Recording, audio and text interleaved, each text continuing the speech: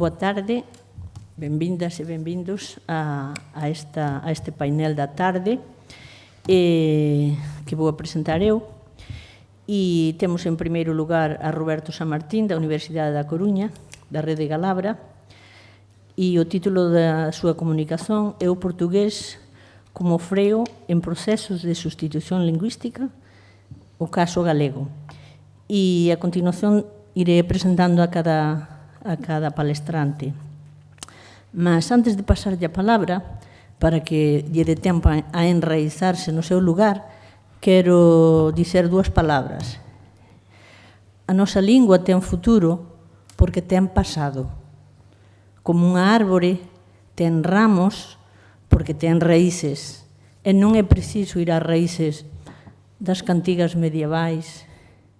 Temos raíces recentes como a nosa lingua florece en Portugal, de Castelao. Temos raíces en Guerra da Cal, temos raíces en grandes bultos da cultura galega. Guerra da Cal, dicía a nosa lingua, a miña patria, non. A lingua portuguesa é o meu lar perdido e reencontrado. Pois ben, para reencontrarnos, agradecer estes encontros porque axudarán ao cambio climático que no presente fai que as raíces non estexan así tan saudáveis, non todas, mas para iso temos o tempo e a historia. E entón agora paso a palabra ao Roberto. Bon, boa tarde. Eu, antes de máis, quería agradecer o convite á Academia e agradecer... Ai, disculpa, non reparei, é a inercia. Non, dicía eu que quería comezar por desear boa tarde, tamén por agradecer o convite que me foi feito da parte da Academia e por agradecer tamén o seu traballo, un traballo exemplar no que refereu a diplomacia, exemplar e modelar, no que a diplomacia cultural di respeito. Eu quería tamén disculparme en algunha medida porque non tive condicións para acompañar as sesións da mañá por causa das obrigas docentes na Coruña e tamén non vou ter condicións para acompañar a sesión a seguir por responsabilidades familiares deste tipo. Eu tomei algunhas notas para o meu goberno, basicamente, mas tomeinas no modelo PowerPoint, no modelo de presentación, e vounas colocar aquí, vounas mostrar aquí. Nalgún caso van ser reiterativas daquilo que eu vou dicer. Non é unha presentación con milfó, como debía ser feita, mas quero mostralas na mesma porque poden ser úteis para fixar, sobre todo, algunha referencia, algunha posición concreta ou algunha síntese de algún elemento que pode ser ou pode ter algún interese para o asunto que aquí nos convoca. Eu quería comezar por unha serie de consideracións previas ou de cuestións previas que teñen a ver con unha diagnose, con unha determinada diagnose da situación que envolve o título da palestra, que ten a ver, como foi apontado por Concha Rousía, foi apontado o título portugués como freio en procesos de sustitución lingüística, o caso do galego. Quería, comezar por... Isto aconteceme moito. Non sei medir as distancias. Obrigado. Dicía que quería comezar por unha serie de cuestións previas que teñen a ver coa diagnose e co que eu entendo teñen que ser os obxectivos que digan respeito a un proceso en que, entendo eu, a Galiza está inmerso, un proceso secular de interferencia e de sustitución lingüística que se viu reforzado e acentuado no regime autonómico, no período autonómico, que podemos colocar xa no ano 81 co Prozón do Estatuto ou no ano 78 coa Xunta Preautonómica, e que eu entendo que ese reforzamento, digamos, do proceso de sustitución lingüística ten a ver coa institucionalización na Galiza dun sistema de representación non lingüístico apenas, tamén cultural, ideolóxico, político, que non só aceita a subalternidade, senón que legitima a subalternidade e que contribúe á reprodución desa subalternidade. Por tanto, na miña diagnose coloco a subalternidade nun punto central no proceso de interferencia e sustitución lingüística.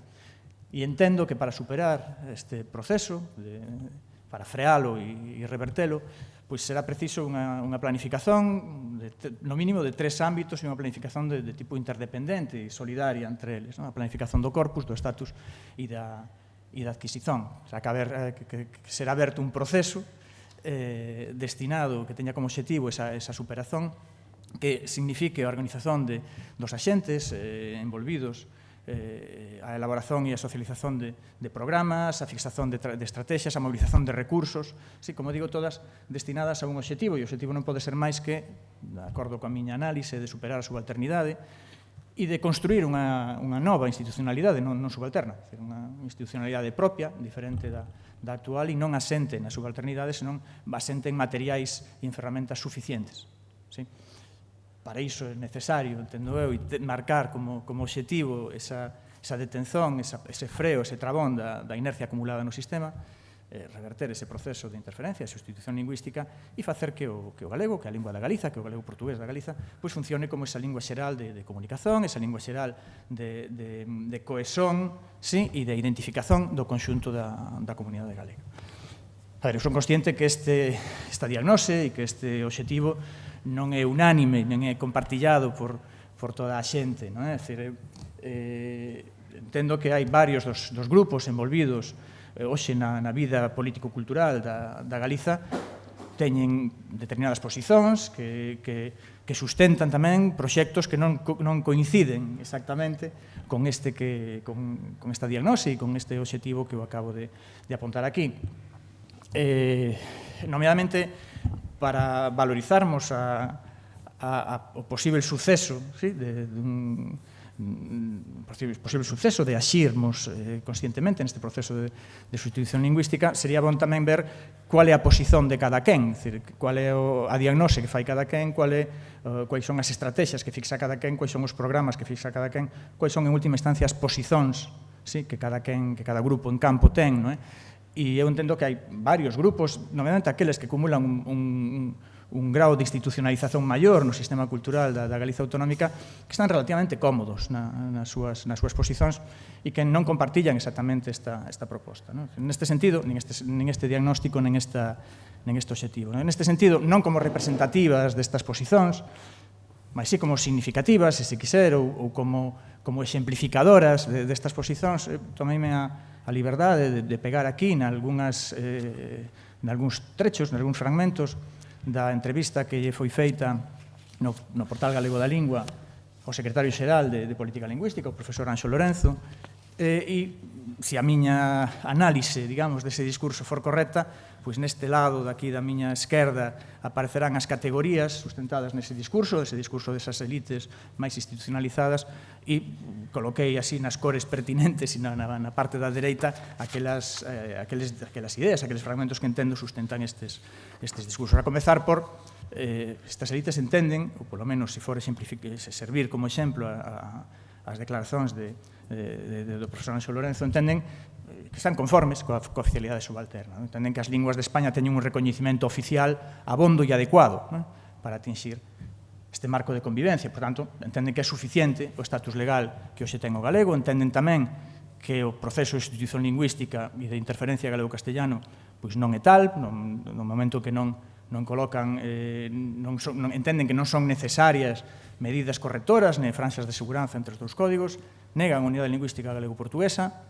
asentan, ademais, nesa consciencia lingüística autónoma que xa aponto eu foi fundamentalmente construída e xa agora institucionalizada nos últimos 40 anos, e ao lado disto tamén asentan esta negazón da unidade lingüística galego-portuguesa nos proxectos políticos diferenciados da Galiza e Portugal.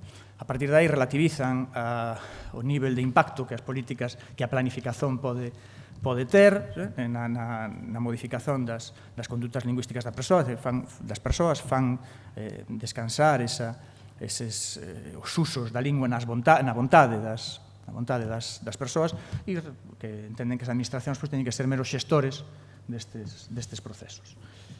Xa agora, como estamos a falar en posicións, eu tamén coloco aquí a miña posición e ten a ver con esta, unha posición, digamos, históricamente identificada no ámbito do reintegracionismo, a partir da utilidade dita normalizadora da unidade lingüística galego-portuguesa, dese facto filolóxico da unidade lingüística galego-portuguesa. Entendo, ademais, o modelo portugués pode ser un bon aliado contra a subalternidade, do punto de hora en que reforza a consciencia lingüística unitaria galego-portuguesa e ademais contribúe a socializar materiais, e aliás tamén produtos, que son propios, que son suficientes e son concorrentes, e non apenas cos materiais do castellano, senón tamén con aqueles materiais que eventualmente son colocados e que eu entendo como subalternos, e entendo tamén que sen a naturalización deses materiais suficientes na actual conxuntura político-cultural non é posible reverter ese duplo proceso de interferencia e sustitución lingüístico-cultural. A partir de aí, a previa foi moi longa, mas considero que para este tipo de questões é bon facer estas previas e que cada un coloque as súas posicións, digamos, e a partir de aí o que eu pretendo facer nesta presentación é duplo, digamos. A miña presentación ten dúas partes. Ten unha parte máis analítica e unha parte máis propositiva, ou se me apurades máis problematizadora do que propositiva. Na primeira parte, confío en poder sintetizar e identificar aqueles elementos onde eu entendo que asenta a subalternidade en relación co corpus, co status e coa adquisición. E nun segundo momento, apontar, aquí aparece de problematizar, algún ítem, algunha idea que está colocada máis como pregunta do que como resultado final, ou como proposta fechada e estável, senón como elementos que entendo que aqueles axentes que compartillan ese obxectivo que refería acima, deberíamos de pensar sobre este tipo de propostas ou resolver, nalgúna medida, ese tipo de questões.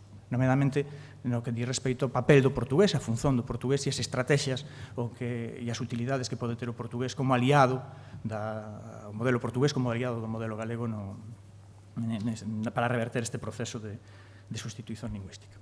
Entón, isto é o que vou tentar facer. A partir de aí, no status, é sabido que hai un conceito en sociolingüística, que é o da cooficialidade subalterna, de acordo cos textos xurídicos en que asenta o actual regime, de acordo coa Constitución española e dos textos dela derivados, hai unha lingua, o castellano, que é unha lingua a que está atribuído o deber do seu coñecimento e o dereito do seu uso en cualquier territorio do Estado español, e hai outras linguas, na Constitución non aparecen nomeadas, a única que aparece nomeada, isto é a única que é suxeito político é o castellano, que son linguas suxeitas a dereitos. Existe o dereito de coñecer e o dereito de usar o galego. Isto é reducido ao ámbito administrativo da Galiza autonómica. Isto é o que eu explico aos meus alumnos de segundo de carreira como cooficialidade subalterna, isto é o meu alumnado, do que entende. E eu entendo que xa agora, para subverter esta situación de subalternidade no actual regime autonómico e en cuanto a vigorar ese deber de coñecer o galego, que é un deber extraño, digamos, ou polo menos non moi presente noutros lugares, de por aí, mas, en fin, en canto a vigorar ese deber, entendo que, en fin, a única posibilidade de reverter, de minorizar esa subalternidade no ámbito no plano do estatus terá que ver coa incorporación ao estatuto de algúns elementos, de entrada, do propio deber de coñecer o galego, da consideración do galego como lingua vehicular no ensino, do recoñecemento da unidade lingüística galego-portuguesa e da coordinación entre os varios axentes que sustentamos este patrimonio común. Iso non parece para xa, tamén en relación con aquela previa que eu facía da relación de forzas, etc. Entretanto, hai algunha legislación, nomeadamente a Lei Paz Andrade, coñecida como Lei Paz Andrade, que haberá que aplicar en algún momento, haberá que orzamentar, haberá que desenvolver e haberá que aplicar. Até o de agora, de acordo con algún traballo académico, foi feito ademais na Universidade da Coruña, parece que os axentes que promoveron esa lei non están demasiado conformes co nivel, o grau e o volume de aplicación desa lei, desa Lei Paz Andrade, que regula o relacionamento coa lusofonía, da Galiza coa lusofonía, nalgúns campos, no momento do ensino, medios de comunicación, en fin, diplomacía, etc. Para alén deste, falamos do status, falemos no corpus. Hoxe hai unha idea de lingua, hai unha idea institucionalizada de lingua na Galiza que asenta en dous criterios, que son basicamente o galego é a abstracción da fala popular, e os grupos que conseguiron impor legitimamente este criterio entenden que fora da fala popular podese facer algunha concesión á tradición moderna. Isto é de Rosalía para a frente, nunha tradición medieval e compartillada co histórico referente de reintegración para o galeguismo que é Portugal. Bon, estes grupos e esta idea de lingua o que trasluz é unha minorización da interferencia e do proceso de sustituición, isto é, a lingua popular serve como modelo para a fixación dun modelo estándar, sí? E acaba por identificar como galegos e de legitimar como galegos materiais compartillados co histórico referente de oposición, isto é, co castellano, e identificar como alleos materiais compartillados co histórico referente de reintegración, isto é, co portugués. Isto é unha idea que se fixa, é aquilo de unha lingua irmá, pero diferente. A función que o portugués ten para este modelo, por máis que esa fórmula fose retirada en 2003 das normas ortográficas e morfolóxicas do idioma galego, é unha certa ambigüidade tamén en relación co portugués. A vez que a lingua é codificada en oposición ao portugués, pero diferente, é afirmada unha certa familiaridade, unha certa proximidade. Canto maior proximidade, máis recuada estará no tempo. É dicir, unha maior unidade, unha maior proximidade estará referenciada sempre na época medieval e en épocas recuadas. E despois tamén formalmente o portugués funciona, igual que as linguas románicas en xeral, como un referente de analoxía, isto como un modelo, outra cousa xa é a aplicación dese modelo, e sempre hai, se viren o texto normativo, sempre hai esa salvidade de sempre que isto non vaya en contra da estrutura do idioma, sempre que a diferenza entre dous suxeitos, o suxeito galego e o suxeito portugués, isto é, a autonomía do galego en relación co portugués, sempre que non sexa levada en conta.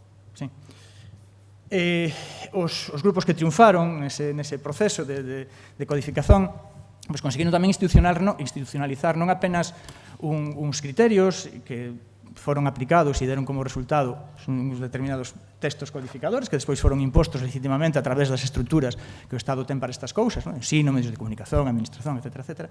Son tamén que conseguiron impor determinadas estrategias ao conxunto do campo. Unhas estrategias que pasan non pola procura de consensos alargados, non pola procura de procesos longos e participados, senón pola procura dunha imposición lexítima, institucional, e de fechar procesos e de fixar unha norma que, ao final, a norma acaba sendo a metonimia da propia lingua. É dicir, un bocadiño isto, un proceso fechado nese sentido.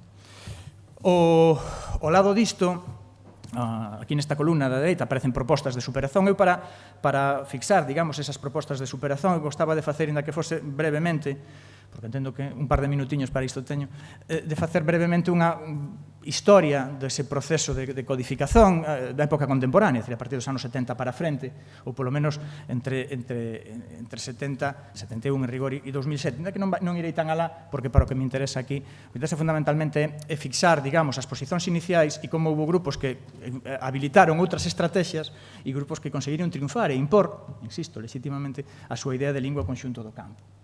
Nos anos 70, en concreto nos 71, e en función da Lei General de Educación, do ministro franquista Villar Parasí, ábrese unha oportunidade, unha xanela de oportunidade para o galego, que é que as linguas vernáculas, se sabe quais son, mas, en fin, as linguas vernáculas, fosen estudadas no ensino obrigatorio como materias optativas. Isto é un detonante para que os grupos que se moven no ámbito do galeguismo comecen o proceso de habilitación. Esta outra relación entre planificación do corpus, do estatus, da adquisición.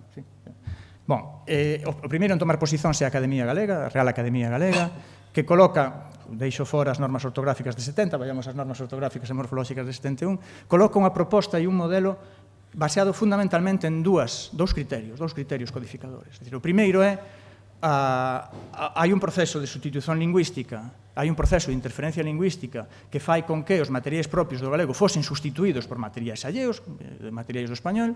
Por tanto, para saber qual é a forma lexítima do galego, temos que recorrer á tradición. A tradición longa, a tradición medieval, é dicir, aqueles momentos do sistema en que ese proceso de interferencia ou non axía tanto. A partir de aí, o criterio primeiro que colocan é este, a tradición longa, a tradición medieval. E ese é o criterio para seleccionar materiais que conformarán o modelo estándar. Un segundo criterio é a referencialidade do portugués, partindo da unidade lingüística galego-portuguesa, que é unha idea xeral e central do nacionalismo, non é? Partindo desa idea, o portugués funciona para validar escollas. Poñolles un exemplo. Non sabemos, en galego toda a xente di animales, na altura, nos anos 70. Toda a xente di animales. A xente de Galaxia, que é quen está por trás das propostas codificadoras da Academia, non é? A xente de Galaxia que di, oi, animales todo ben, mas animales sustitúe a forma lexítima galega. Como sabemos cual é a forma lexítima galega? Vayamos á Idade Media. A Idade Media como é? Animais. animais, en fin, varias fórmulas por aí, todo ben, primeiro criterio. E o portugués como di animais, non hai dúbida, animais. E esta é a lógica da academia.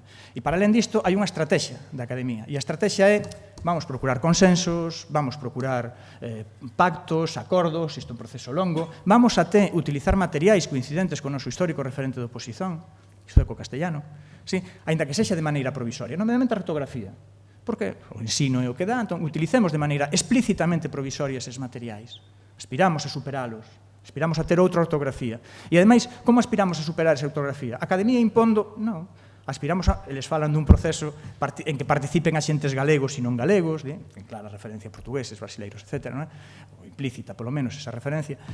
Falan en un proceso en que participen as asociacións culturais do país, falan até nun período de exposición pública desa ortografía. Isto é unha estrategia que vai en contra do ADN de Galaxia, que é unha estrategia de procurar consensos, de ser gradualista, de ser pactista, mas tamén vai en contra, de respeito a unha situación de debilidade da propia academia tamén, unha academia que está a ser cuestionada tanto do punto de vista do nacionalismo, que lle lega legitimidade, por pactista, por regionalista, por culturalista, por bilingüista, por varios motivos, e tamén porque no propio ámbito, no propio espazo do sistema de maior institucionalización, a Academia vai ver impugnada a súa posición polo surximento do ILGA, do Instituto da Lingua Galega, que nace no ano 71, a raíz da mudanza dos estatutos da Universidade de Santiago de Compostela, e que participa impugnando os criterios académicos e colocando dous criterios, que son os que acabo de referir atrás, son os que, ao final, os que triunfaron, o da lingua popular e cesóns á tradición moderna. E, ademais, coloca unha nova estrategia, que é, en palabras de Constantino García, presidente do ILGA, director do ILGA nesta altura, falase dunha policía rigurosa. Se Galaxia tivese aplicado unha policía rigurosa, hoxe non teríamos anarquía ortográfica. É unha estrategia que colide coa estrategia de Galaxia, máis pactista, máis gradualista, máis...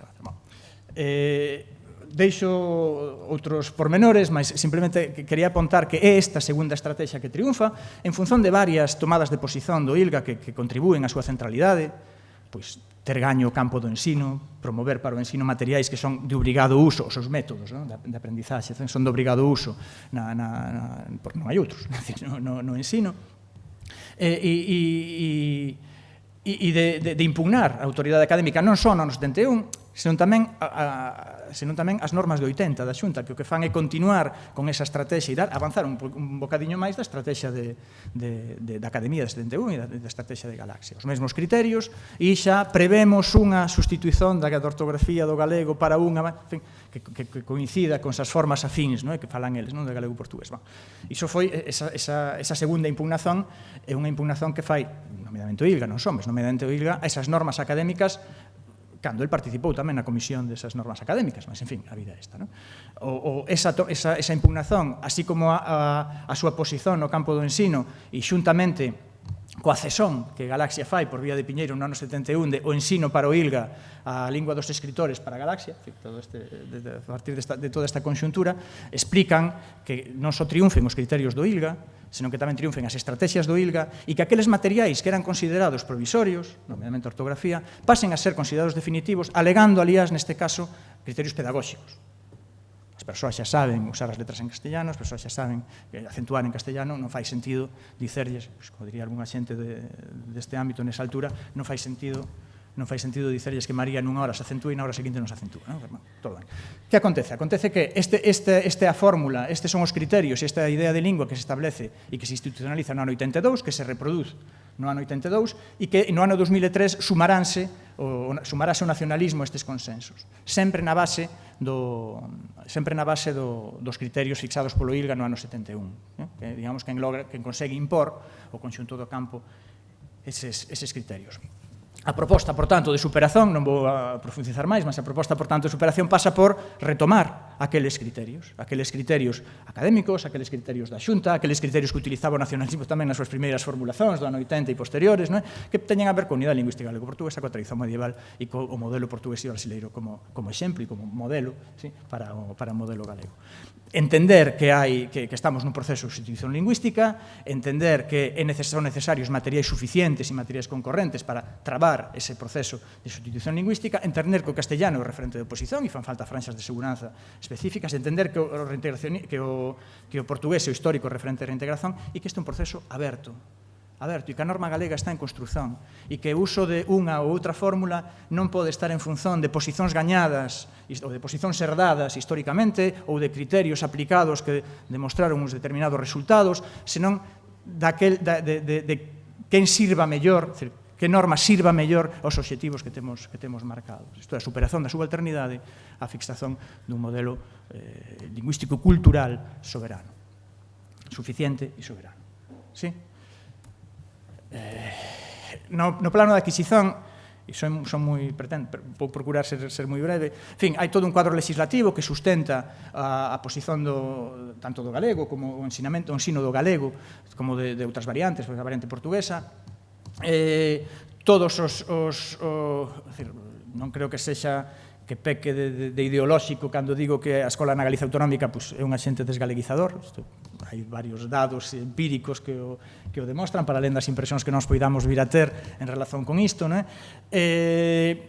A tal oferta equilibrada do último cuadro normativo fixa nun máximo dun 33% as aulas en galego e abre a porta a outro 33%, fixa un 33% en español e abre a porta a un terzo en outras linguas estranxeiras. Xa agora, a proposta que aquí se fai, para que a xente teña en consideración, non pasa por modificar o cuadro legislativo, sabemos das dificultades que iso ten en función de tal relación de forzas que falaba atrás, senón pasa por aproveitar as posibilidades que ofrece este cuadro de subalternidade, a comezar por atender a cualidade de lingua, tanto da lingua da docencia como da lingua dos materiais. Aí, ese modelo de lingua de calidade do profesor Freixeiro Mato debería ser o mínimo exixível nun mínimo de cuidado lingüístico de certos materiais. A partir de aí tamén será bon traballar nas metodoloxías docentes. As metodoloxías docentes. Aquí apóntanse dúas posibilidades, a ICLE ou a IL, a aprendizaxe integrada de contiúdos e lingua, a aprendizaxe integrada de linguas, pode ser útil para fixar non apenas o modelo galego, o modelo portugués, calquera. En moitos casos, o ensino-aprendizaxe, o proceso de ensino-aprendizaxe do galego vai ter que ser focado como unha lingua estranxeira, porque en moitos contextos así o é. A partir de aí, aproveitar o espazo que esa legislación reserva para a lingua portuguesa, L2, L3, presenza na Escola Oficial de Idiomas, traballar, non hai nada que proíba que sexan elaboradas unidades didácticas, tanto de lingua como de literatura, para recuperar aquela bella idea presente nos libros de texto do colectivo Seitura dos anos 80, é dicir, do galego portugués no mundo, ou aqueles materiais de literatura en que facían referencia a Camões, mas tamén a Pessoa, mas tamén a Semana de Arte Moderna de Sao Paulo, non hai nada que impida iso, traballar nese sentido. E despois, se callar, habería que pensar en estudar e en asesorar as persoas para que den ese paso de aproveitar esa posibilidade de 33% de lingua estranxeira para aproveitar esa consideración do portugués na Galiza.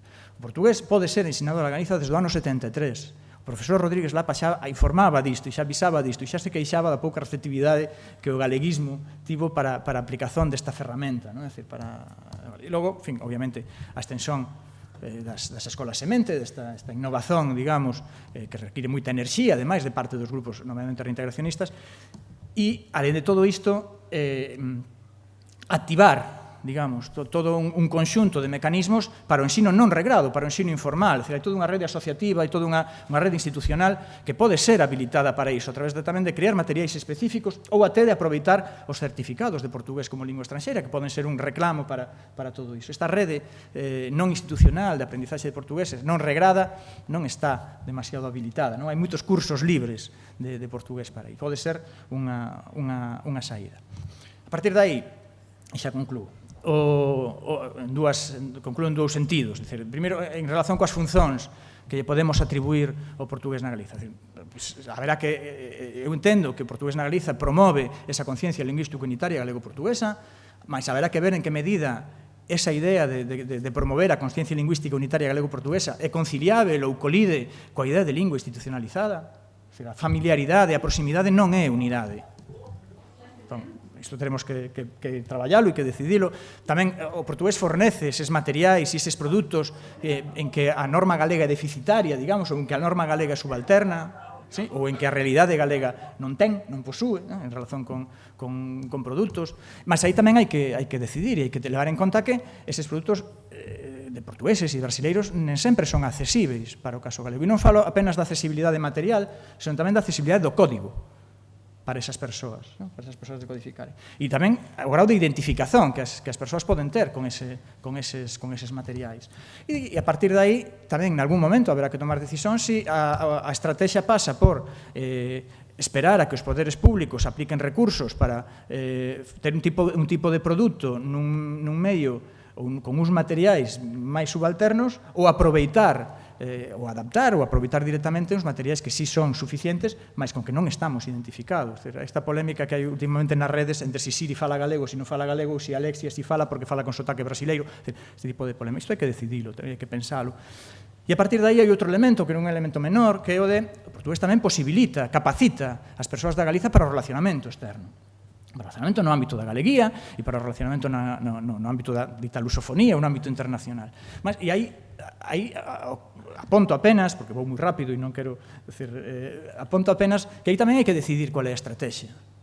Cual é a estrategia en relación con este elemento, en relación con este punto de relacionamento externo. Se vamos a unha estrategia de que o portugués é noso, é unha estrategia de apropiación, como é noso, igual que Camões é noso, que dicía Ferrín nos anos 90, pois o portugués tamén é noso, e a partir de aí, eu adquiro o portugués en diálogo con as outras, e en contraste, con outras variedades do sistema, pois para evidenciar que isto é un proceso, que isto é un proceso longo, que vamos a avanzar da subalternidade.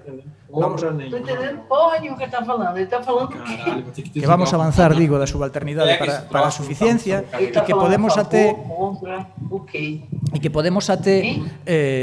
fixar as propias especificidades. O uso do português como orientação para capacitação para a população. Foi isso que eu entendi. Obrigado. Dicía eu que iso, haberá que ver se a estrategia é unha estrategia de apropiación ou unha estrategia de estranxerización. Se o portugués é estudado en función do proceso de sustitución lingüística en curso e é utilizado para contrastar, e para evidenciar e para colocar tamén as especificidades galegas dentro dun conxunto dun sistema compartillado, ou apenas para capitalizar individualmente as persoas para o seu relacionamento externo, unha lingua estranxeira, próxima, etc. E estas, entre outras, entendo eu que son as decisións que temos que tomar, polo menos, aquelas persoas que compartillamos aquel obxectivo, o obxectivo de superar a subalternidade, de reverter, de trabar e de reverter o proceso de sustitución lingüística hoxe en curso. Disculpen a rapidez, mas, en fin, a vida é así. Obrigado pola atención. Nada a disculpar. Obrigados nós, foi magnífica. Obrigado por esta magnífica comunicación. Ficaríamos aquí a tarde inteira, eu polo menos, e penso que falo por máis persoal, a ouvir-te falar de algo tan vivo e tan saudável. Non sempre unha persoa ten ocasión de escuitar estas na vida na Galiza, estas brillantes palabras. Ben, a continuación vou pasar a palabra a Micaela Ramón, da Escola de Artes, Letras e Ciencias Humanas, Centro de Estudos Humanísticos da Universidade do Miño, e o título da súa comunicación é O que quer, o que pode esta lingua? Portugués, lingua global pluricéntrica. E entón, Micaela, cando quiser, benvinda, e ten a palabra uns 25 minutos, máis ou menos. Eu aviso cando, non sei qual é a fórmula para avisar, mas uns 25 minutos máis ou menos. Obrigada. Obrigada eu, obrigada Concha Rosquia. Muito boa tarde a todos, bom dia, boa noite, dependendo do local onde estejamos a ser acompanhados. Queria, antes de mais nada, cumprimentar os colegas de mesa, para além da Concha, também o colega Roberto e a colega Loaira. Também foi com muito gosto e com muito proveito que eu vi o Roberto falar de forma tão interessante e tão empolgada relativamente à questão que abordou. Queria igualmente agradecer o convite que me foi feito pela Academia Galega da Língua Portuguesa, na pessoa do Ângelo Cristóvão, e agradecer também à Comissão Temática para a promoção e a difusão da língua portuguesa, pela organização desta conferência que tem sido tão interessante até ao momento. Que esta conferência se realize e decorra na Galiza e em Santiago, do meu ponto de vista, acentua muito bem a ideia da lusofonia como o conjunto dos que falam português, qualquer que seja o estatuto com que o fazem. O Roberto esteve há pouquinho a falar precisamente dessa questão do estatuto e da importância dessa planificação. Eu penso que o facto desta conferência decorrer no espaço que decorre é bem um indício dessa forma de entendimento daquilo que é ou possa ser a lusofonia. Vou tentar partilhar aqui um pequeno PowerPoint que eu preparei para esta sessão. Deixa eu ver se eu consigo fazer isto bem feito. Penso que sim. Julgo que estarão neste momento a ver o PowerPoint que estou a partilhar. Sim, estou certa? Estamos. Ok, obrigada. Então, como dizia já a Concha, eu intitulei a minha intervenção O que quer, o que pode esta língua, português, língua global pluricêntrica. O título, como com certeza os presentes reconhecerão, toma uma parte de empréstimo a uma conhecida música de Caetano Veloso, na qual realmente um dos versos pergunta o que quer, o que pode esta língua.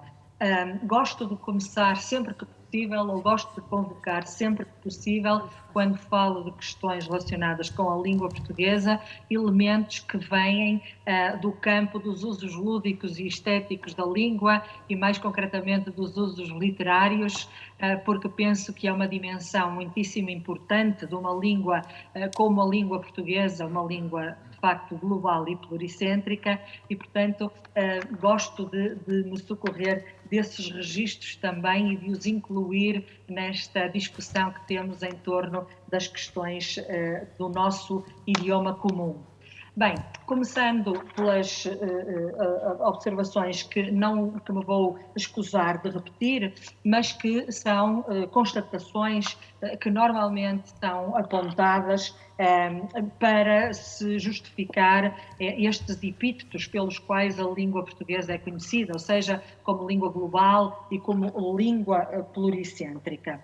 Os aspectos que normalmente são aduzidos e que são consabidos de toda a comunidade e de todos os que alguma vez se debrucem sobre esta questão e hoje, aliás, já vastas vezes referidos nas comunicações da manhã, são aspectos que simultaneamente são apontados como os pontos fortes da língua, ou os pontos fortes da língua portuguesa, mas também não menos vezes são vistos como ameaças à língua portuguesa e, portanto, são simultaneamente enaltecidos como motivos de orgulho, mas também apontados como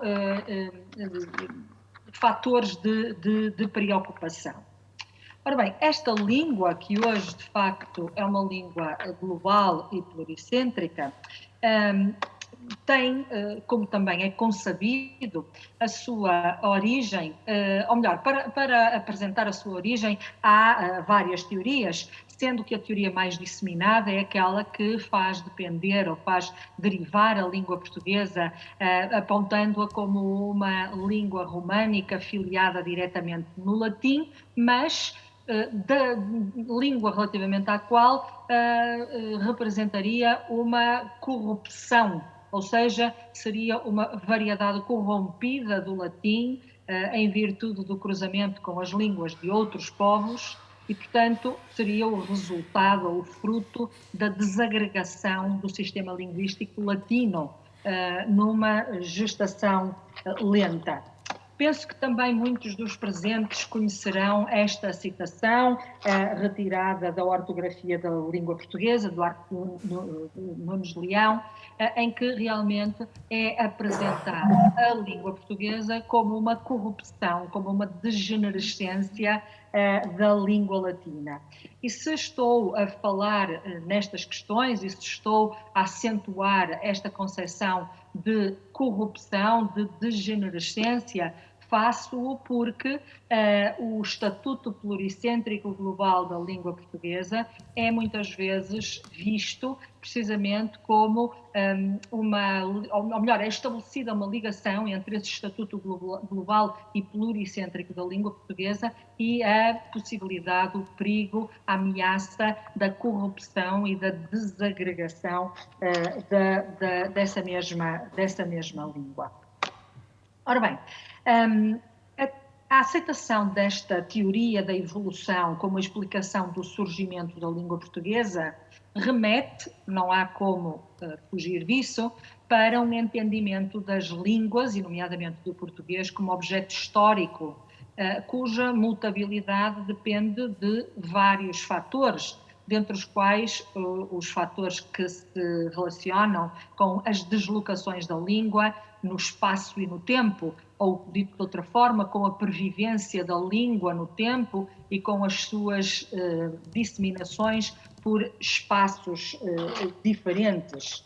E isso equivale a dizer que a língua portuguesa que hoje utilizamos, mesmo que não saiamos das fronteiras de Portugal, mesmo que não vamos além dos limites da Península Ibérica, é hoje uma língua, enfim, na qual a evolução é uma constante.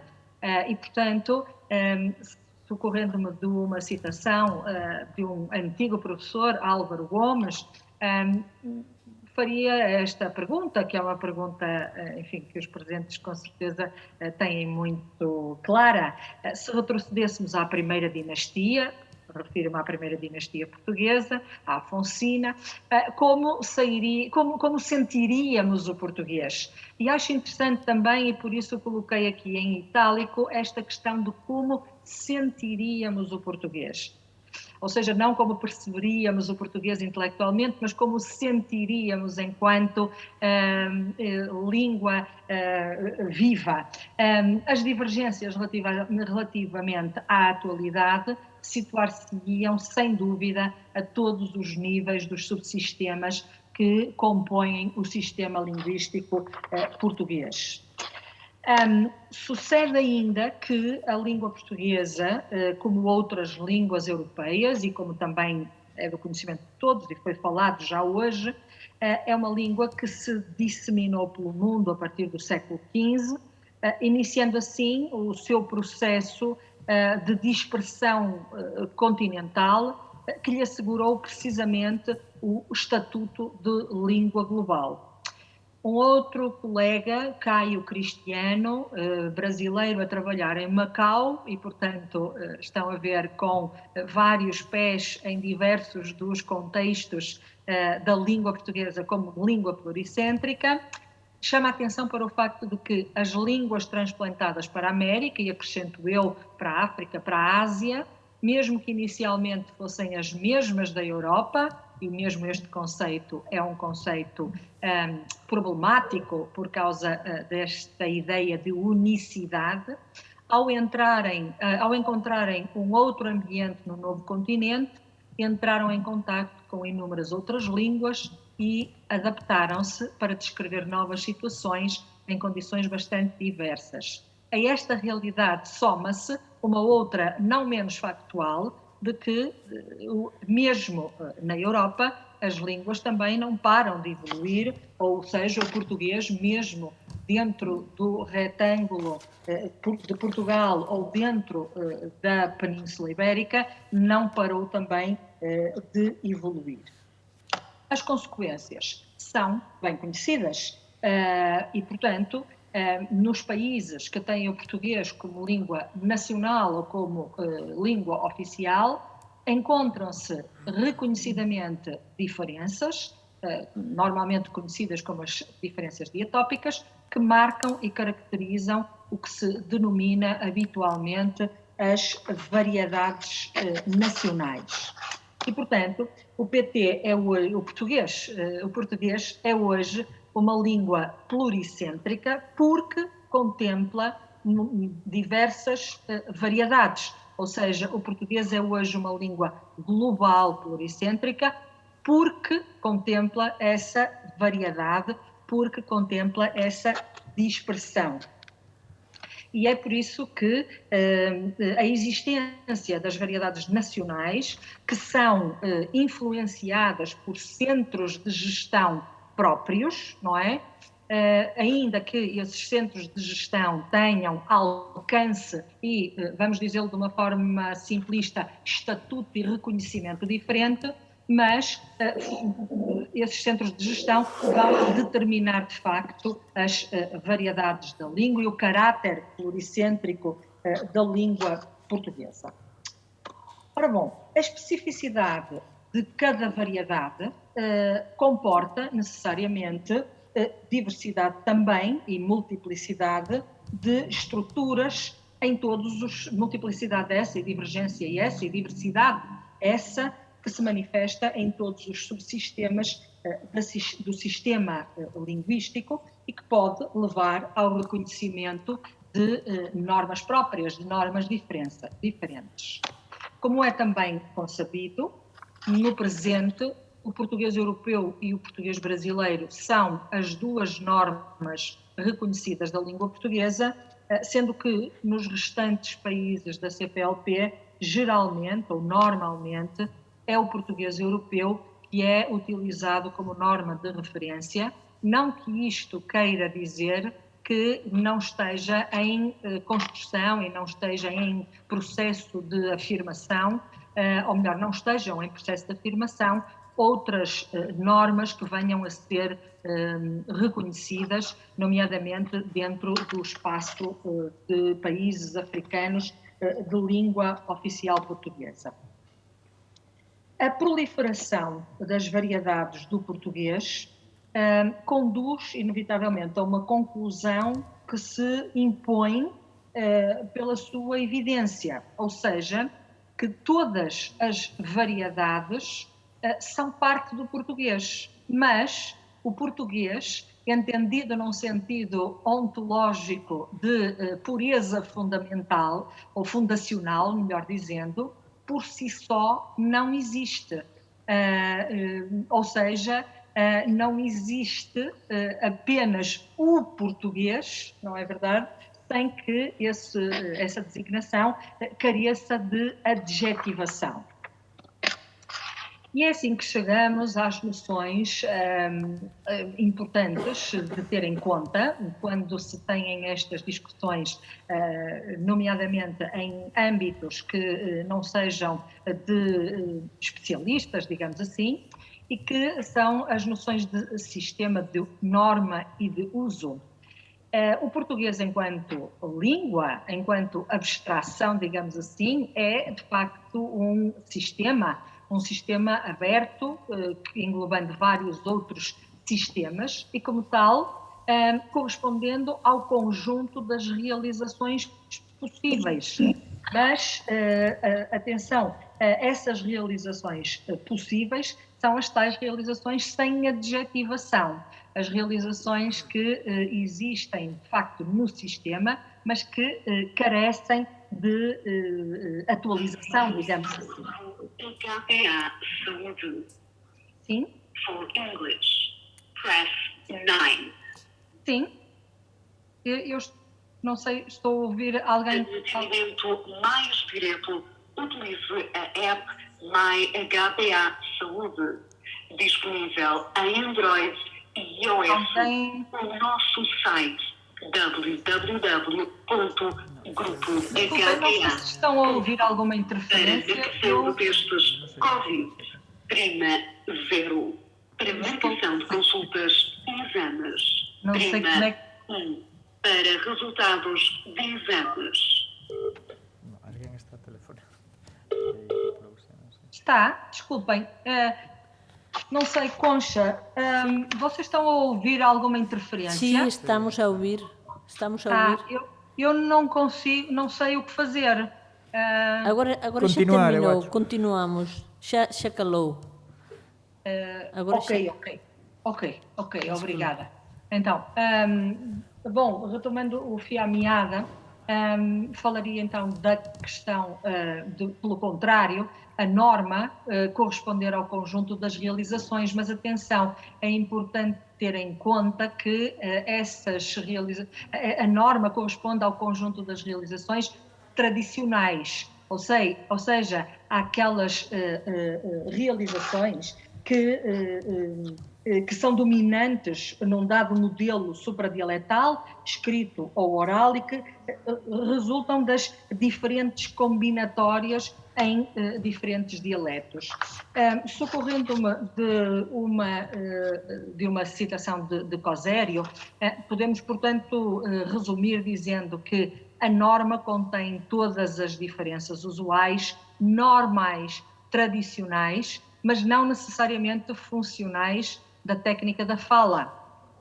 Pelo contrário, o sistema contém tudo o que é objetivamente funcional e distintivo. O sistema, por conseguinte, é a soma das estruturas oposicionais, enquanto que a norma caracteriza a linguagem como instituição social.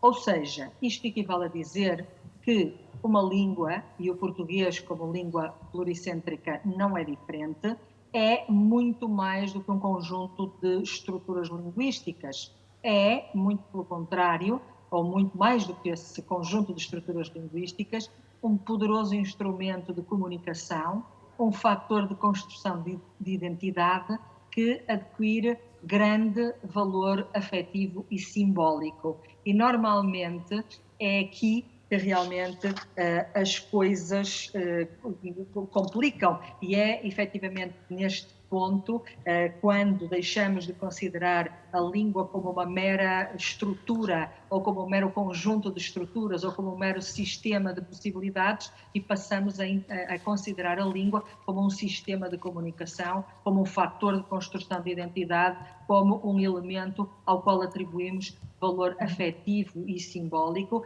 Aqui começam, de facto, a surgir digamos, os atavismos ou os constrangimentos ou as dificuldades ou os problemas que afetam esta visão do português como uma língua global, como uma língua pluricêntrica. Passaria então à frente para referir que também é concebido, não é, que para que haja comunicação, ou seja, para que haja partilha de conhecimento, partilha de comunicação, os idioletos individuais têm que contemplar elementos de intersubjetividade, os quais são as garantias, precisamente, do estabelecimento da norma. Cabe relembrar que a norma, ao tender para a repetição, que é a própria norma, que ao tender para a repetição, para a memória, para a tradição, pode institucionalizar divergências ou erros contra o sistema, sem que isso seja visto como uma afetação do sistema, ou como um elemento que faça perigar o sistema. Quando estas divergências se manifestam ao nível do uso, múltiplos fatores, desde fatores intrinsecamente pessoais, como o desconhecimento, como o cansaço, a outros fatores que têm a ver com os próprios registros da língua, com os próprios usos da língua, nomeadamente os criativos, os lúdicos, os poéticos, podem, de facto, conduzir ao desvio da norma, e isso pode, efetivamente, avalar a norma pré-estabelecida ou, em casos extremos, levar a atingir o próprio núcleo do sistema. Porém, e eu faço aqui uma nota só para chamar a atenção e para incluir realmente estes usos lúdicos e estéticos da língua, que mostram como muitas vezes o facto ou melhor, os desvios à norma não porem em causa o sistema.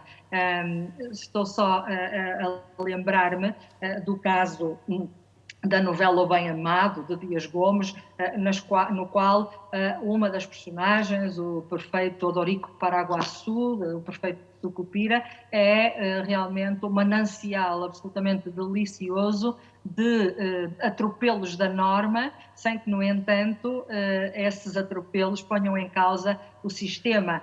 E outros exemplos, com certeza também, que poderão facilmente ser partilhados por todos os que estão a acompanhar, têm a ver com as liberdades literárias e com a criatividade lexical de um autor, como, por exemplo, Mia Couto, que constantemente faz uso destes desvios à norma, sem que, no entanto, esses desvios à norma façam perigar o sistema, muito pelo contrário, esses desvios à norma mais não fazem do que enriquecer o português através desses usos criativos literários.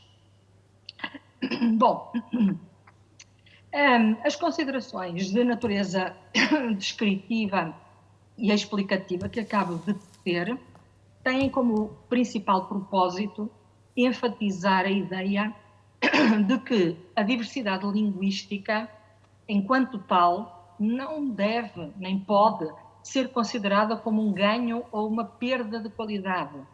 Muito pelo contrário, antes como uma flutuação ou uma tentativa de adequação aos processos comunicativos.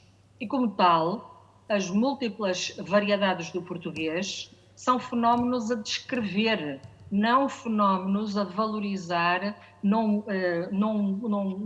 plano axiológico que leve a considerar umas mais puras do que as outras, ou dito de outra forma, que leve a considerar umas como corrupções ou corruptelas de outras. O mesmo também se aplica ao facto de que o estabelecimento de hierarquizações entre as variedades do português não ser mais do que um exercício estéril, normalmente motivado por razões extralinguísticas, por fatores que se ligam a questões relacionadas com as relações de poder que impõem uma ou mais do que uma variedades como centrais e as restantes como periféricas, ou dito de outra forma, umas variedades como centrais e outras como mais exóticas relativamente a esse centro.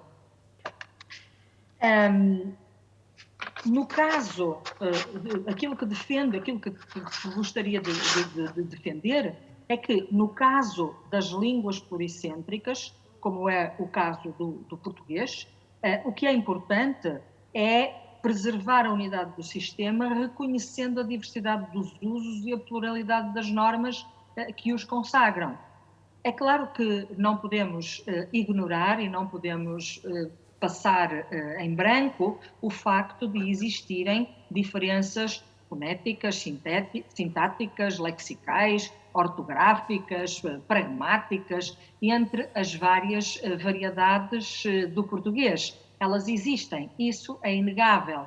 Porém, é também inegável que o reconhecimento, ou melhor, que esses fatores de diversidade não são um entrave à possibilidade da intersubjetividade e que, portanto, a existência da língua comum é uma realidade, a existência da língua comum essa que é partilhada por todos e propriedade de todos os que a têm como sua. Do meu ponto de vista, o reconhecimento desta realidade depende do querer da comunidade lusófona e, por seu lado, do sentido desse querer resultará o maior ou menor poder da língua portuguesa.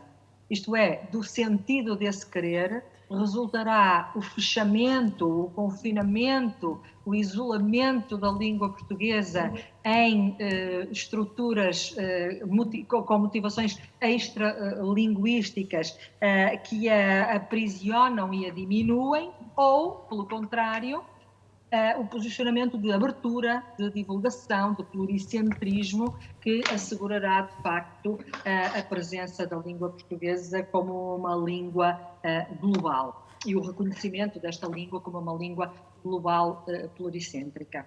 não queria não queria terminar sem me socorrer novamente das palavras de um poeta desta feita, Gregório de Matos, poeta barroco brasileiro, cujos versos dizem: o todo sem a parte não é todo, a parte sem o todo não é parte. Mas se a parte faz todo sendo parte, não se diga que a parte sendo todo. Penso que estes versos são uma boa forma de ilustrar este caráter global, pluricêntrico da língua portuguesa, enquanto sistema único, passível de acomodar diferentes normas e passível de dar expressão a usos múltiplos e diversificados de toda a comunidade lusófona, entendida esta comunidade como o conjunto de todos os falantes de português, independentemente do estatuto com que o falem. Língua materna, língua oficial, língua segunda, língua estrangeira. Do meu ponto de vista, todos esses englobam e fazem parte da comunidade lusófona, comunidade essa que garante o caráter global e pluricêntrico da língua portuguesa. Agradeço a vossa atenção, espero não me ter alongado mais do que os 20 minutos, Concha. 25. Foi perfeito. Muito obrigada pela magnífica comunicação. Nós é que agradecemos a tua presença aí. Muito obrigada. Muito obrigada e eu. À disposição se houver depois questões e debate. Muito bem. Facemos assim. Então, passamos agora a palavra a Loaira Martínez Rei, presidenta dos docentes de portugués da Galiza, e a súa comunicación é o ensino do portugués no contexto multilingüe galego, experiencias de aprendizaxe virtual. E pasamos.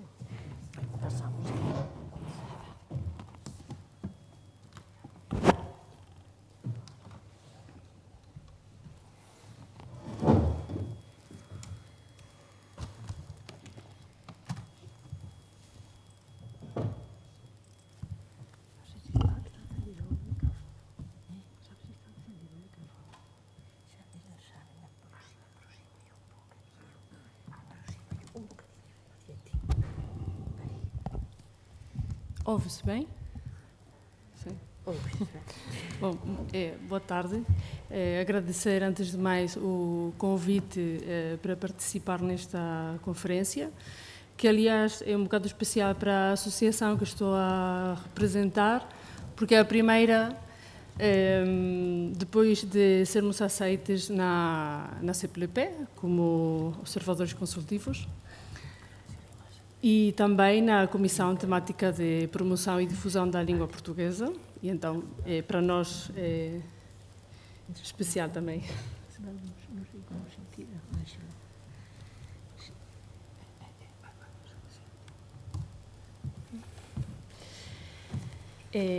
Bom, então, como bem disse a Concha, o título é O Ensino de Português no Contexto Multilingüe Galego, Experiências de Aprendizagem Virtual, e vai ser mais esta segunda parte, onde vou focar mais a minha apresentação, por querer dar uma perspectiva mais do ponto de vista docente.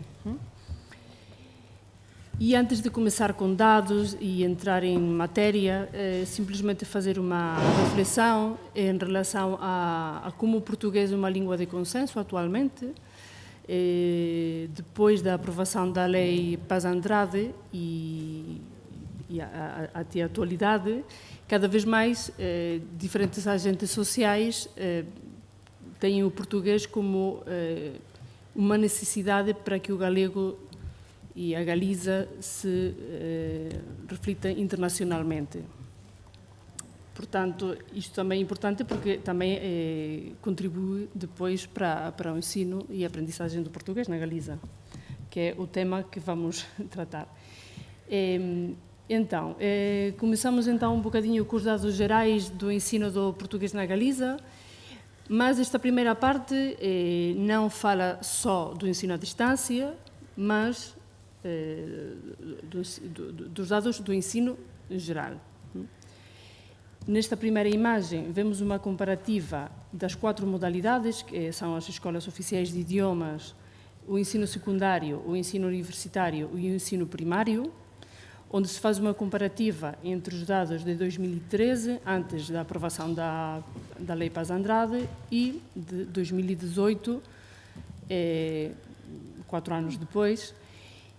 Não aparecem aqui os dados mais atuais, porque não tivemos tempo de colocar aqui todos os dados atualizados de todas estas modalidades, mas nas seguintes imagens, que só se foca no ensino secundário, sim temos dados mais atualizados. O que se observa é que no ensino secundário aumentam consideravelmente, mas nas outras modalidades acontece um bocadinho o contrário. Mas por pôr um ponto positivo na Universidade de Vigo, é possível já estudar no curso de turismo português. Então, não cresceu em todas as modalidades, mas sim que se alargou noutros espaços. Nesta seguinte imagem, temos o número total de alunos que estudam em português. Aqui sim os dados começam no ano letivo 2014-2015 e vão até o ano letivo passado, 2020 e 2021. O número é positivo, cada vez maior, mas se compararmos com a Extremadura, dizem que fazer comparações não é muito positivo, mas neste caso acho que faz sentido para ver com perspectiva.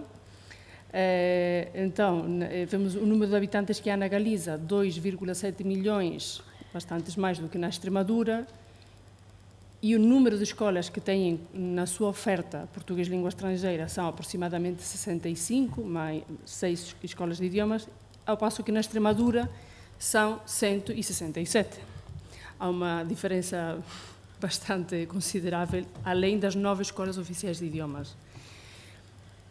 Isto porque antes referia a Lei Paz Andrade, que é um bocadinho a lei que protege o português na Galiza, mas na Extremadura também há iniciativas que consideramos que estão a dar bons resultados, como é a Lei 4/2011, o artigo 77, que literalmente diz: "La Junta de Extremadura adoptará medidas efectivas a fin de que el portugués sea la segunda lengua extranjera en los centros sostenidos con fondos públicos", que é muito interessante. E uma ordem mais recente deste verão, de 31 de agosto de 2021, por la que se crean los departamentos didácticos de portugués en los institutos de educación en secundaria de Extremadura. Ou seja, não tem nada a ver com o que está a acontecer na Galiza, onde há graves problemas para criar departamentos próprios da disciplina de português. Nós, como associação, recebemos estas informações, estas queixas, desabafos, pedidos de conselho, e há bastantes queixas nesse sentido.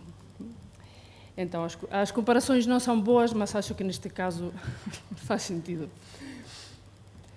Na seguinte imagem, vemos o número de turmas de português segundo a tipologia de matéria. Podemos falar de primeira língua estrangeira, segunda língua estrangeira, livre eleição, optativas ou opcionais. Insisto que estou a falar sempre, isto não é do ensino à distância, é do ensino em geral.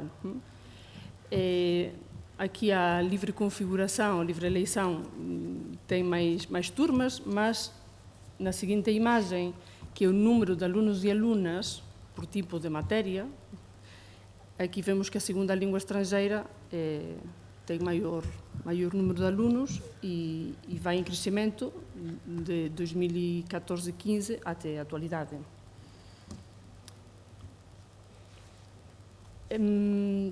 Ainda é preciso trabalhar muito para que o número de estudantes continue a aumentar. A nossa associação tem vindo a fazer algumas promoções, campanhas em colaboração com a Secretaria-Geral de Política Linguística. Agora não vou mostrar os vídeos por medo a ficar sem tempo, mas se houver tempo no fim mostro, vale a pena, são muito divertidos. E agora sim, começa a parte onde tentarei mostrar um bocadinho o panorama atual de qual é o ensino à distância do português na Galiza. brevemente, estas são algumas das opções que há para o ensino do português à distância fora da Galiza, que também podem ser usufruídas aqui, mas que não são feitas aqui, por assim dizer, do governo português, Universidade Aberta, o Instituto Camões e outras iniciativas, mas por haver muitas, não vale a pena agora entrar em pormenor. E, sim, focar um bocadinho a atenção no que se tem feito e no que se está a fazer na Galiza. Os 3 primeiros que aparecem nesta listagem, que é o curso Português para Nós e o curso Português no Prato, ou o curso Import, atualmente já não existem. Os 2 primeiros foram as primeiras iniciativas que houve de português à distância. Acho que o Roberto... mas atualmente não têm atividade. Os que aparecem a seguir, vou-me deter um bocadinho mais nas seguintes imagens, estão os cursos da SIGA GAL, a SIGA é um sindicato galego, e faz formações 1 ou 2 vezes por ano, agora não me estou a lembrar, com a plataforma Moodle. Tem bastante acessão, bastantes alunos, professores do ensino secundário, principalmente. E quem organiza é o sindicato e quem dá a formação é a Associação Galega da Língua. Também para professores temos as formações do CAFI, do Centro Autonómico de Formação e Inovação. Costuma ser o professor Valentim Fachin, quem está por trás, 2 ou 3 vezes por ano, também, diferentes níveis.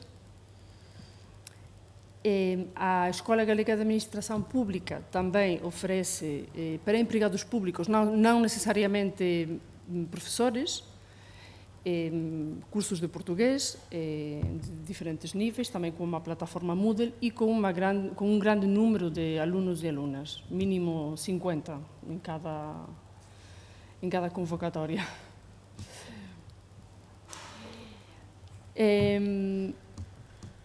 Os cursos que vou mostrar agora dizem respeito mais, em princípio, a menores de idade, embora haja alguma exceção.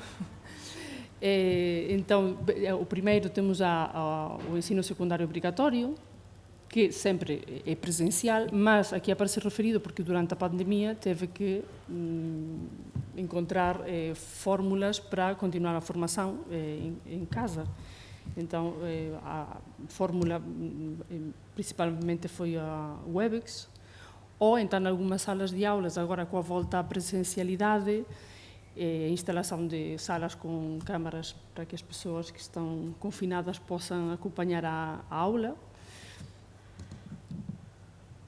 Nas escolas de idiomas aconteceu um bocadinho mesmo, sempre foi presencial, mas com a chegada da pandemia também houve que reformular um bocadinho a maneira de trabalhar. Agora, neste ano, a Conselheria de Educação autorizou que o inglês tenha uma modalidade semipresencial. A leitura que nós fazemos da associação é que poderia ser uma fórmula muito interessante para usar com o português também, para localidades onde talvez existam secções, por exemplo, Ribadeo ou Viveiro. Poderia-se começar de uma maneira virtual, à distância, criar uma base de alunos e depois criar uma secção presencial. Pensamos que poderia ser uma alternativa interessante. Depois temos os EPA ou EPAPO, que são as escolas públicas de adultos. Têm um perfil de alunos um bocado diferente, pessoas que por motivos diferentes não puderam fazer o ensino secundário quando correspondia por idade e agora voltam a estudar, fazer o ensino secundário. Nesta escola, nestas escolas, nas de Lugo e Corunha, há português em modo presencial e semipresencial também. Isto é muito interessante porque normalmente são pessoas que têm trabalho e isso também lhes permite combinar o estudo e o trabalho. Facilita bastante. Este quadro que temos aqui são as turmas de manhã e de tarde que tem o EPA da Corunha, tem muitos grupos de português, como no bacharelato tem primeira língua também, que não é uma coisa habitual no ensino secundário.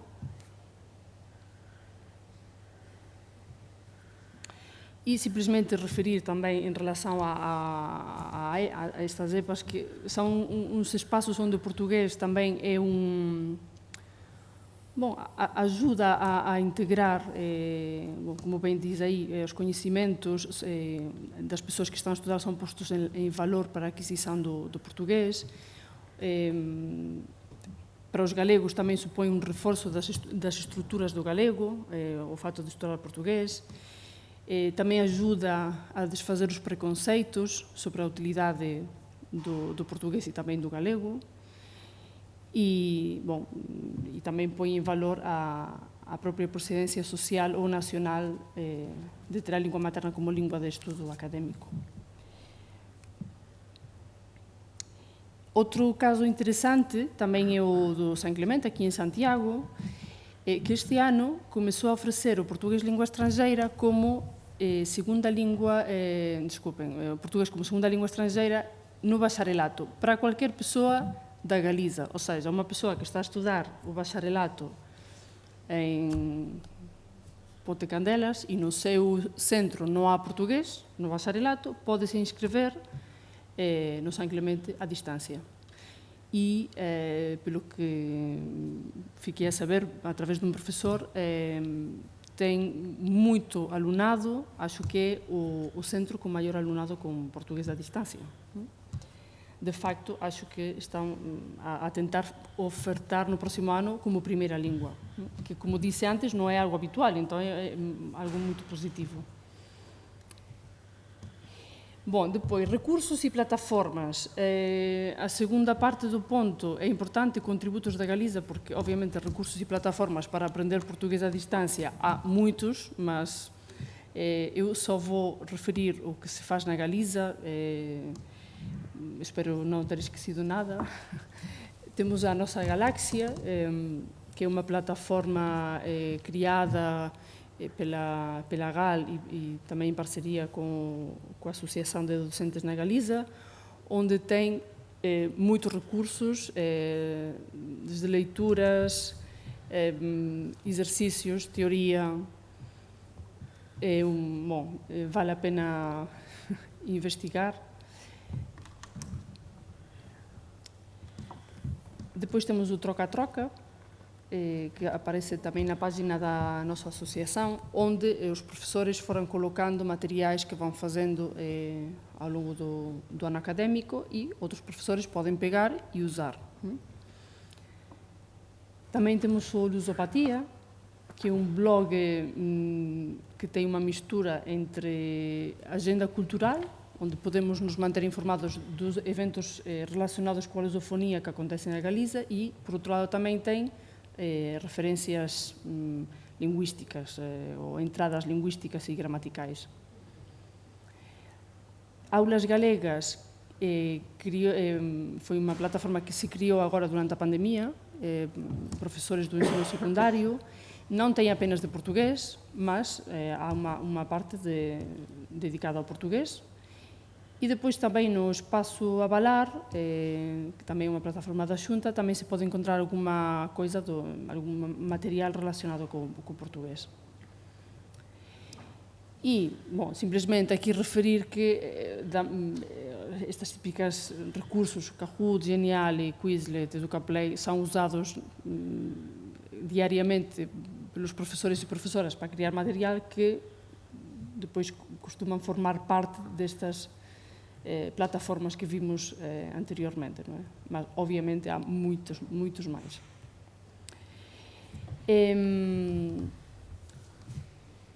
Como tudo, o ensino à distância tem partes positivas e negativas. Aqui colocamos um bocadinho um resumo do que a nossa associação considera o mais interessante. Os prós é a possibilidade que podemos continuar a estudar, apesar de estarmos confinados, por exemplo. A aprendizagem virtualmente também facilita o uso de ferramentas digitais, e isso também faz com que nos familiarizemos e aprendamos mais.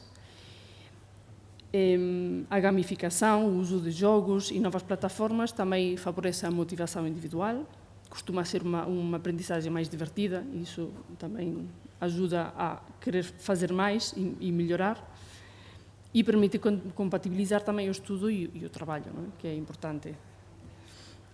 Partes negativas, falta a parte humana, não se cria essa cumplicidade que é muito importante no ensino-aprendizagem, e normalmente funciona assim, as pessoas já se conhecem anteriormente e depois continuam a formação virtualmente. Mas se a formação começa de zero virtualmente, parece que falta alguma coisa, não é? Às vezes não é possível verificar se a compreensão foi total, precisamente por essa falta de contato humano. Há algumas necessidades que podem ficar desatendidas, e às vezes a sala de aula é o espaço onde muitas pessoas fazem relações sociais, e isso fica fora, não é?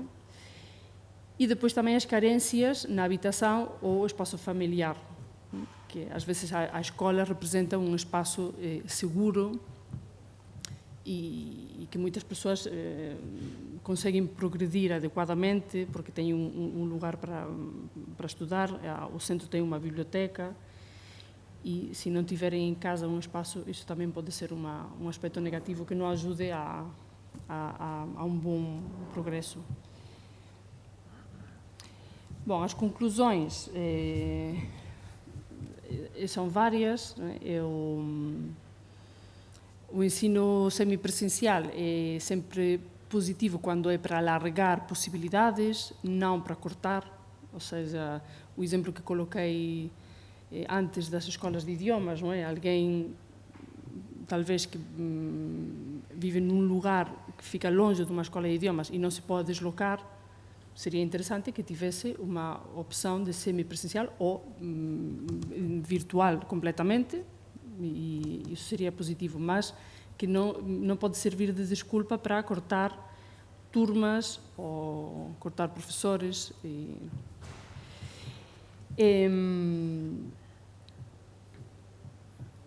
Depois, o ensino de português também precisa de mais profissionais da especialidade, portanto, não podemos esquecer que é preciso pedir mais concursos para termos mais professores e poder atender tanto a presencialidade como a semipresencialidade ou a virtualidade total.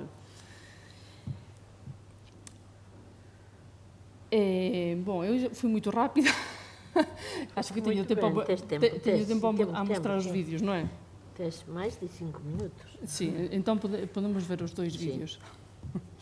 Então, o primeiro vídeo que vou colocar é o vídeo da campanha que fez a Associação de Docentes de Português na Galiza, em colaboração com a Secretaria-Geral de Política Linguística. É um vídeo, uma campanha que está dirigida a adolescentes, vão perceber logo, assim que começarem a ver o vídeo, pela linguagem, o ritmo, dirigida a adolescentes, claramente.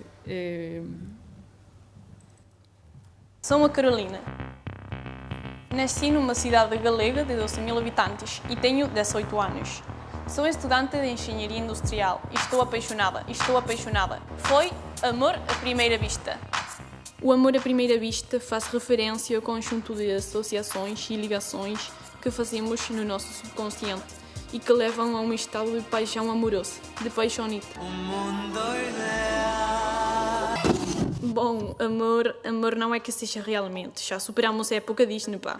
Podemos dizer que temos uma atração inicial, vá lá, que há feeling e depois logo se vê. Com certeza que sabem do que falo, um crush total.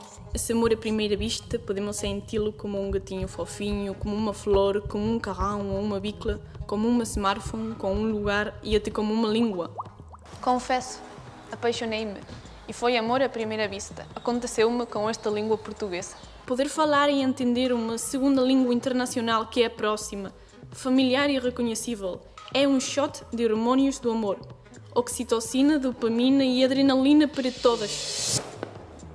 Quer dizer, o galego e o português nascerem juntos e a similitude é mais do que evidente.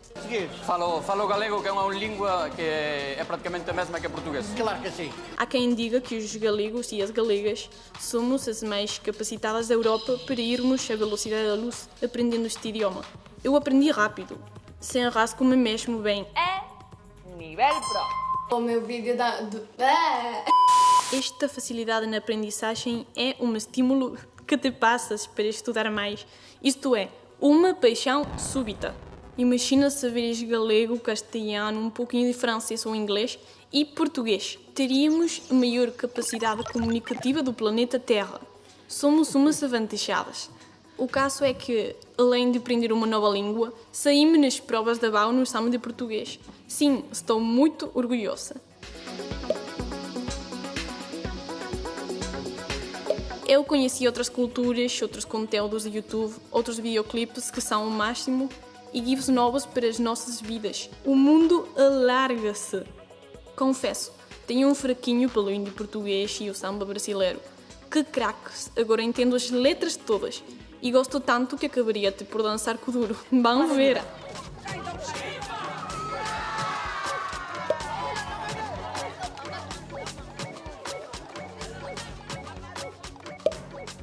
E eu já joguei Fortnite com gente de Portugal. E ontem vi algum direto de Twitch com a streamer Loud Babi, do Brasil. Sabias que o português é a quinta língua mais falada no mundo, com mais de 217 milhões de falantes?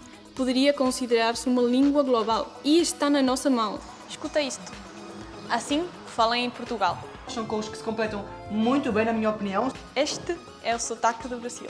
Gente, finalmente chegou o grande momento. Escuta aí o flow cabo-verdiano. É o que diz um estudo feito na região da Macaronésia, com particular incidência em Cabo Verde. A lusofonia é o conjunto de países onde se fala português. Portugal, Brasil, Cabo Verde, Guiné-Bissau, Angola, Moçambique, Guiné Equatorial, São Tomé, Príncipe e Timor-Leste. Estamos em completa conexão com a lusofonia. Puro amor. Posso viajar, trabalhar, estudar noutros países e relacionar-me com montes de pessoas.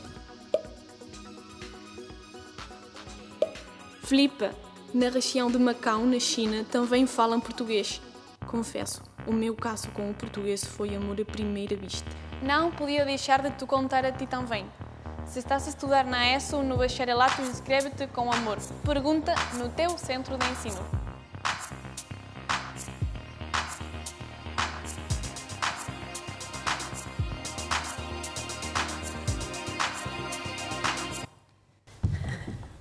Muito obrigada, Loaira, pela magnífica comunicação na verdade, é que é surpreendente a quantidade de ensino de português à distância que há, nem parece que houvesse tanto, pelo menos para mim. É verdade que falavas na dificuldade da falta da presença, dos presenciais, mas eu acho que é unha cuestión de tempo. Non estamos aínda habituados a estas ferramentas. Por exemplo, nós que fixemos moita formación, e cando digo nós, digo na miña orden de psicoloxía, e tal vez por sermos dese ámbito, somos capaces de traballar questões profundísimas, inclusive de traballo con o corpo e con emoções nesa distancia, e funciona moito ben, e é porque coordinamos moito ben, sabemos o que é importante na comunicación. Penso que tal vez en breve estas ferramentas se dotarán de encurtar a distancia emocional, aínda que a distancia física é así, grande. Moito obrigado aos tres, ao Roberto, a Micaela e a Loaira por este magnífico painel, e agora damos paso ao seguinte, que acho que están por aí a aguardar. Obrigada a vos tamén.